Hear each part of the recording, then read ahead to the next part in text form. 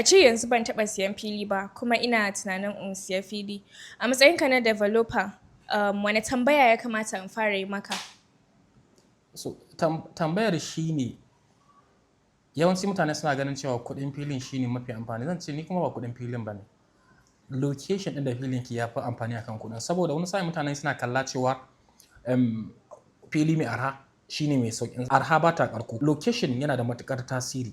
Ko yanzu ka sai fili da tsada, idan location ɗin yana da potentials, akwai abubuwan ƙayatar rayuwa sannan da akwai kuma ragowar abubuwa da za su zo nan gaba a wajen. Abin da ka siya zai zama cewa kamar ka siye shi da arha ne, kuma ko da yaushe zai dinga ƙaruwa. Dalili shine mutane da yawa za su zo suna sha'awar ina son zauna a unguwar nan. To wannan shi ke ƙara demand ɗin. So wannan demand ɗin ta wannan wajen zai ƙara wajen nan daraja sosai da sosai.